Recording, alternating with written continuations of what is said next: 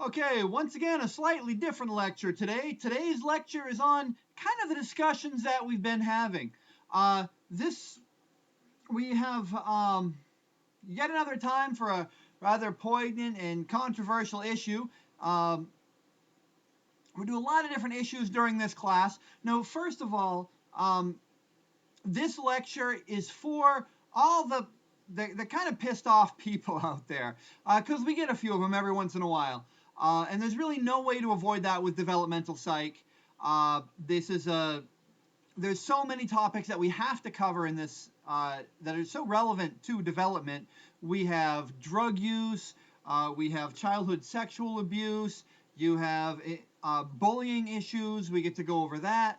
And a lot of these issues are kind of near and dear to our hearts, and so we have to talk about them, and sometimes that's difficult. Um, Now, the reason we go over this, and the reason I'm going to go over the rules I'm going to give you today, is because um, there's a kind of a big break between high school and college. In high school, they have to present things in certain formats. They have to be very, very sensitive to people's feelings, and this is in an attempt to reach every student. In college, it's kind of your job to be reachable, for lack of a better word. You're an adult, and this is great. This means that I don't have to pull any punches. I can just talk about things as they are, not necessarily how we want them to be. Nothing I say has to be passed by an editorial board or by a school board of people who aren't really experts on the subject. And so that's fantastic.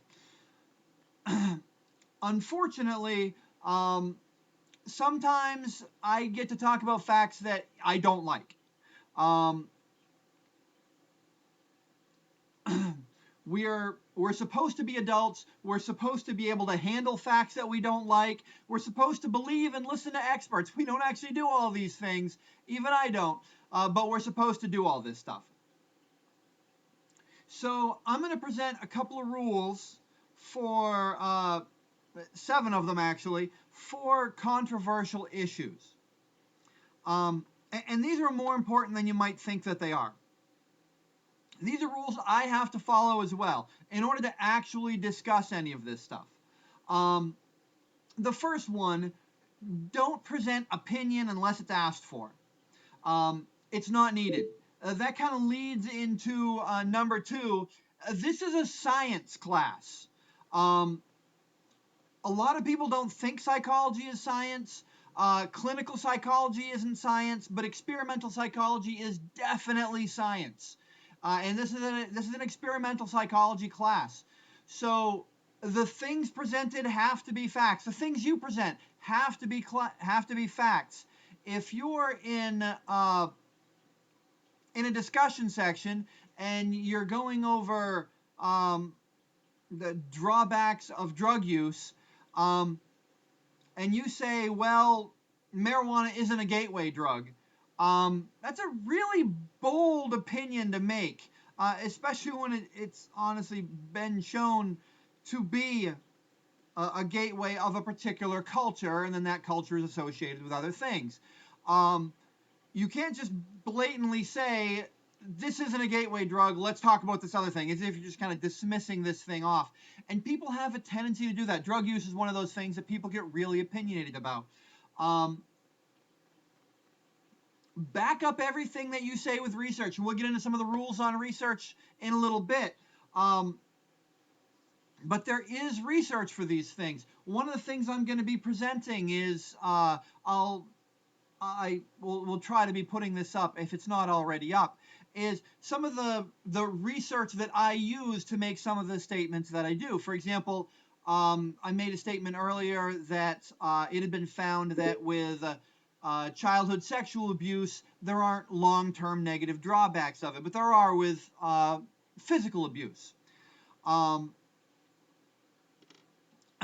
And then a few hypotheses on why this happens to be the case, but these would be hypotheses. The actual research finding was that there weren't the long-term abuses, there weren't the long-term effects of the sexual abuse. And by the way, even we researchers didn't particularly like that finding because we don't condone sexual abuse.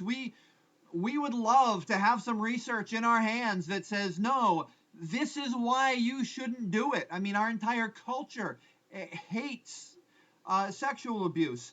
And that's not necessarily a bad thing. We just haven't found the long-term drawbacks of it. We have to go with the short-term drawbacks of it, or the cultural drawbacks of it. And so we hated that finding as well. So 10 years later, some of the people that really hated the finding, they took all the complaints that people possibly had of the research. They said, well, it didn't have these controls. It didn't use this target population. There was this drawback and this drawback. So they went ahead and replicated the results with these much tighter controls. And the tighter controls actually just gave them better results. They found the exact same thing about 10 years afterwards. And with the same but stronger results. The results are, statistics, when you actually read statistics, they actually don't lie. You can lie purposefully while misusing statistics, but the statistics themselves are solid. That's why we call it science.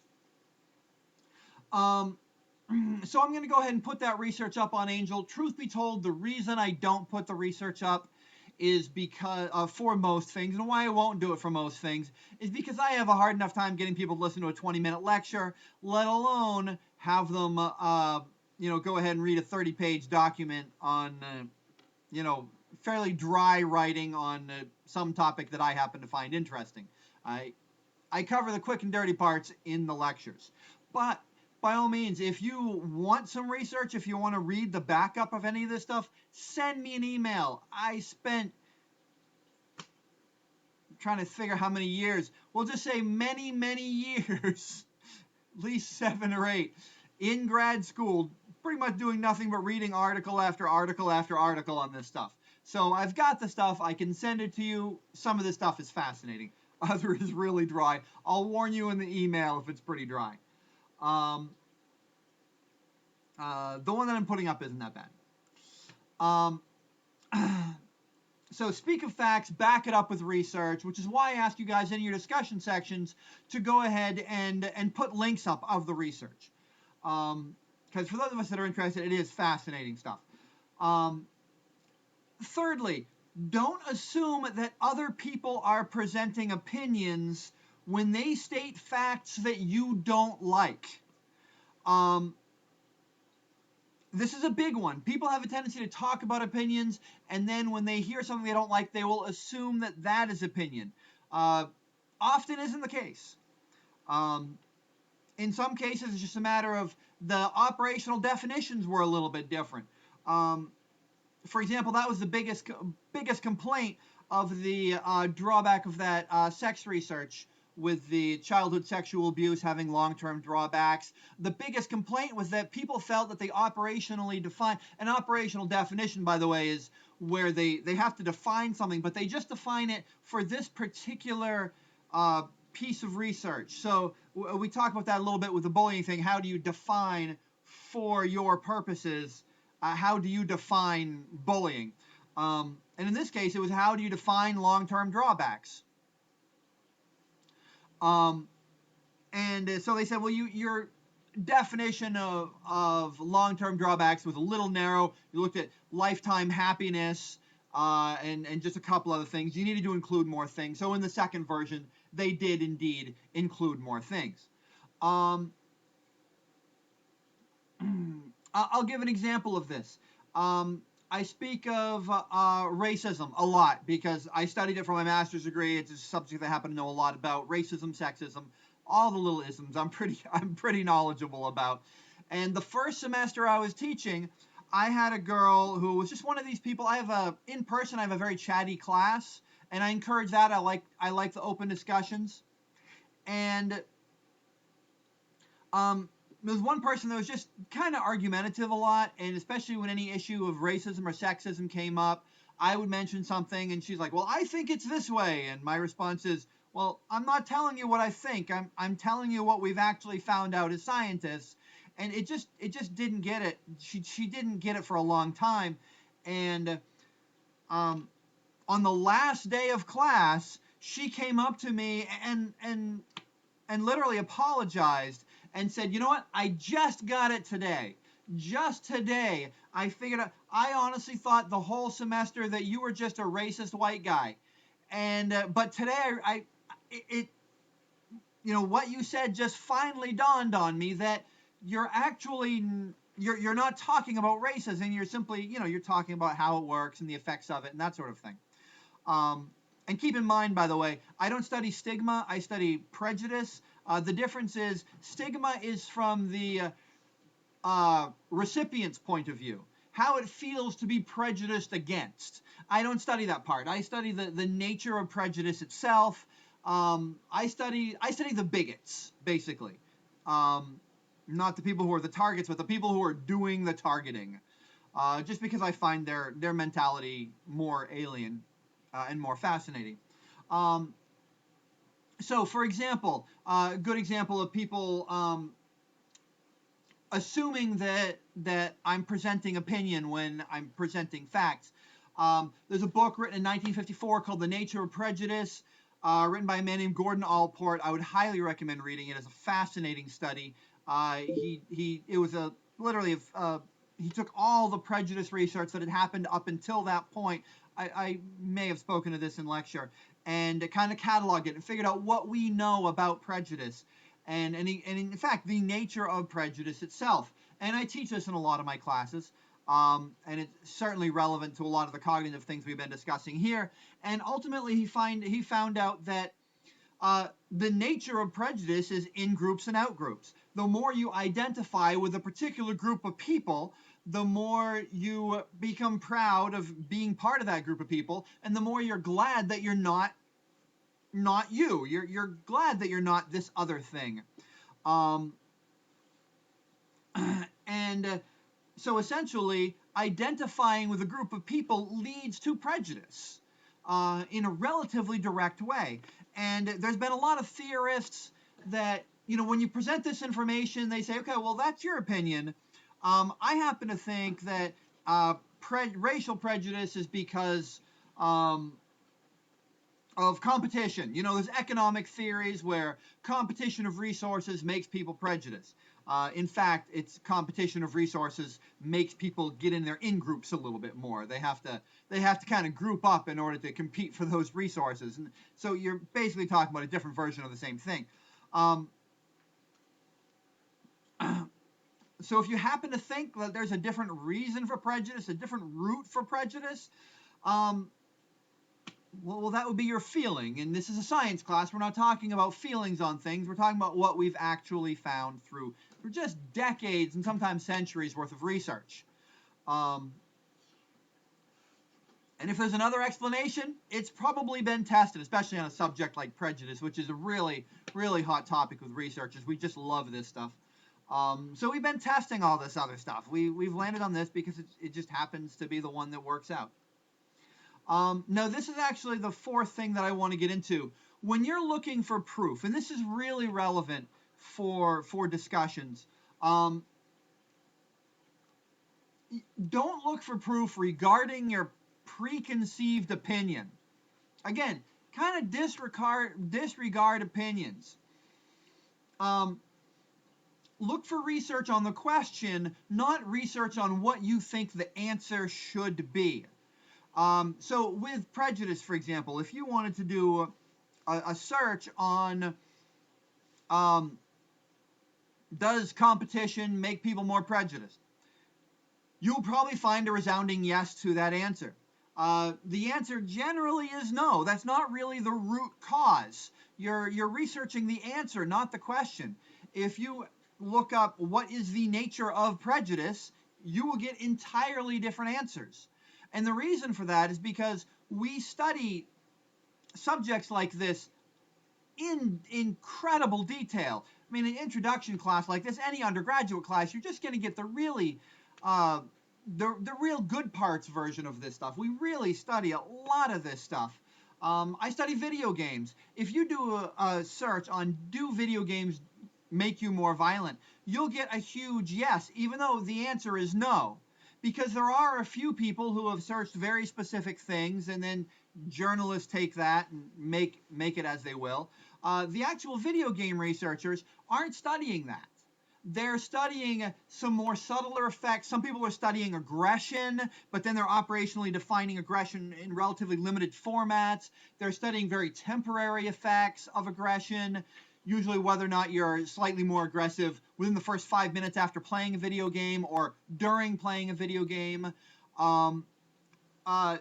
So if you were to do a search for what are the effects of video game violence, you'll get a far, far more detailed and accurate answer to your question. So don't look for the answers. Look for the questions. Fifth, look for answers from experts. Don't ask your mom. Don't ask your friends. And I know this sounds silly, but this is kind of our habit. When we feel bad about something, because again, this lecture is for the kind of irritated people out there, the people who are seeing the discussion on bullying and saying, well, that wasn't representative. That's I feel totally different about bullying. And so we ask our friends. We ask our friends what they think, and we'll kind of BS any rationalization for why we're asking them. Like, well, he was bullied as a kid. Let's see what his opinion are. His being bullied as a kid has nothing to do with asking 10,000 people what bullying is. That's one guy. One guy's opinion does not exclude decades and centuries of research. It's just more meaningful for you. Honestly, ask experimental psychologists. Don't even ask clinical psychologists. Psychology, while it's kind of one department, has two really different broad differences between clinical and experimental psychologists. They kind of gloss over a lot of this stuff with clinical psychologists, and they should. I'm not saying they're doing anything wrong. They need to. When you talk about the statistics on childhood neglect, we'll mention another controversial topic. The statistics on childhood neglect make it so statistically it's barely even a thing. Instances of childhood abuse and childhood neglect are dropping dramatically, while at the same time we're defining childhood abuse and neglect to mean more and more things, and yet the rates are still dropping. So it's getting to be statistically almost non-existent. But you're not going to tell that to a clinical psychologist because he's getting the statistical anomalies. That's the person that's sitting down in front of him.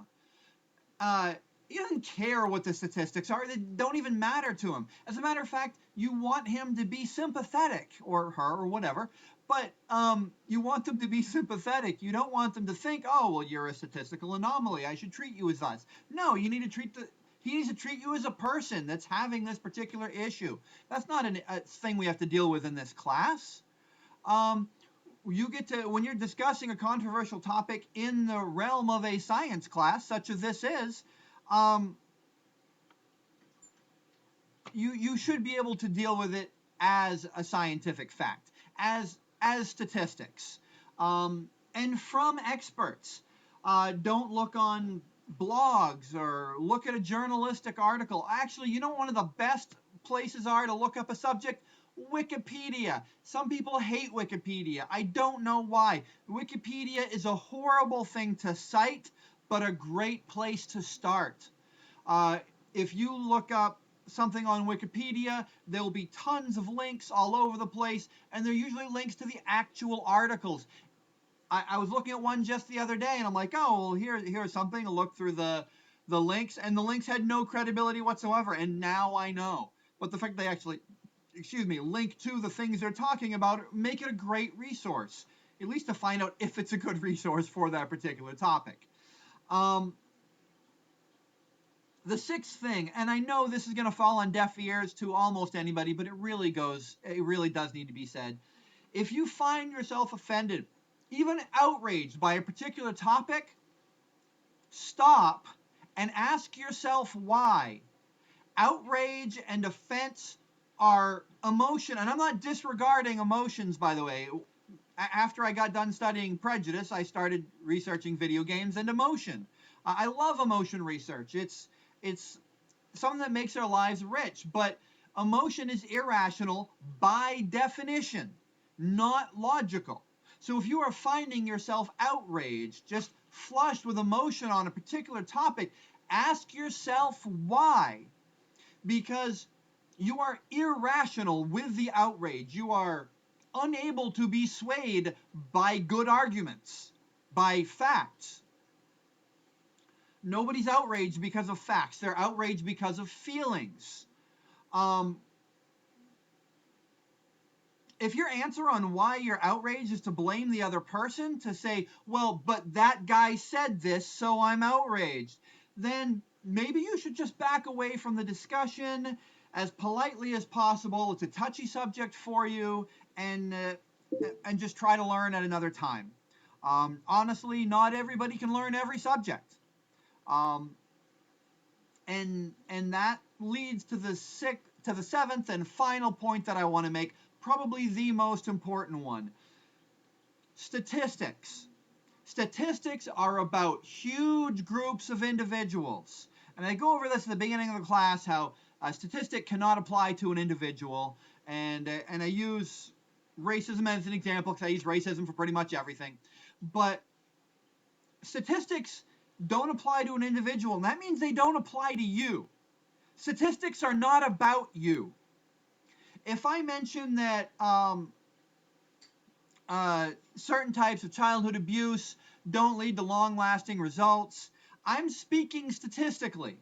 And even if we find this is true for 20 or 40% of the population, that doesn't mean that there aren't still a lot of people out there that are exceptions. And that could be you. That could be your Aunt Bertha. It doesn't matter. We're talking about science. We're not talking about individuals. You can't put case studies in science. And the people you know and you are case studies. So you kind of get that with a lot of offense. People, like one of the things that I put on some questions of prejudice, and I don't know if I have specifically with this class or not, is I mentioned the nature of prejudice, how it's identifying with an in-group, and you can even notice some of this stuff. You see that the people who are really racist against blacks are people that are really just proud of being white, and then the people that don't think of themselves as white don't really dislike blacks. And that said, once somebody tries to kind of get into their ethnicity, try to develop a cultural identity, they start to become more racist. They start to dislike other ethnicities because they consider themselves, kind of what they are. Surprisingly enough, some of the least racist people in the country, by the way, are people that don't have a race. My wife, for example, is half Korean. Her mother came over from Korea, and then her father is like, I don't know, 4th, 5th generation American. So she doesn't have a race. She has no little check that she can put a box in. So she has no in-group, so she can't have an out-group. But again, people don't necessarily like that. They want to be able to have a strong cultural identity and feel that they're not racist against other people. And so again, they're applying the statistics towards themselves. Don't do that. It's not about you. And it's not about the person that you're talking to. If somebody makes a point and they say, coming on the same subject, increasing your cultural identity is going to make you more racist, then they're not talking about their opinion. They're talking about a fact.